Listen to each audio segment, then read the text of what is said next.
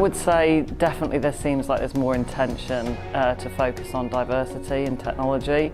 I can't say for sure on the statistics, but I think there is definitely more momentum in business.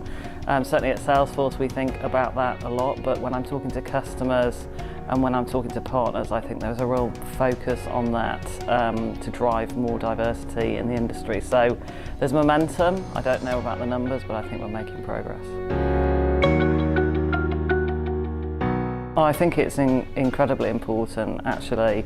Diverse thinking, diverse backgrounds, a diverse point of view is critical. If I think about my own team, my own organisation, I want people's experiences and diversity of thinking to help us think about things outside of the norm and think about things in terms of how we're trying to attract customers that have a diverse background as well. So we don't want 10 pips in the organisation, we want a really diverse organisation that gives us a breadth of thinking, backgrounds and behaviours. I've been in Salesforce for just coming up to a year now, and I've been really impressed with what they do in terms of taking this as a really serious challenge and opportunity. So some of the things that we think about employee resource groups. So this is resource groups around organisations and people and individuals who are a minority.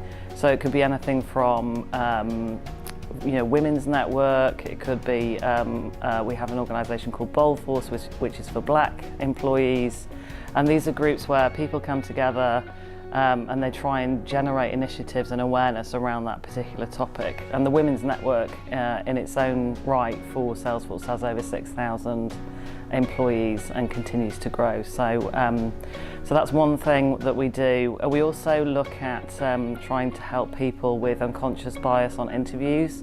So typically when you're interviewing, you're trying to look for somebody that has an affinity to yourself, and therefore some of the skills and experience similar to yourself. We want to make sure that we're trying to make sure that when people are interviewing, they're not holding their bias within that, and that we're interviewing for all of the aspects of diversity that we want in the organisation.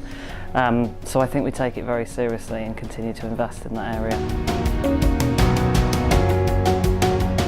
I think this is a great initiative. I've been really humbled by some of the categories from this awards, in particular. Some of the achievements that these females have achieved is really impressive, and we need to continue to do initiatives like this whereby we can give them a platform so that they can promote from other aspects of organisation and industry and see what they're doing. It's a kind of role model experience, if you like. People see other people from their backgrounds, similar backgrounds and initiatives doing things themselves, and then that leads them on to motivate them to do that as well. So giving a platform, giving visibility, showing that some people have overcome adversity to achieve great things is a real motivator, I think, so very important. Yes, I think so. I mean, we've sponsored the Women in IT Awards for the last 5 years. I think when you first started it was a few hundred people, and now we're going to have over 1,000 people in London, so that's going to be great.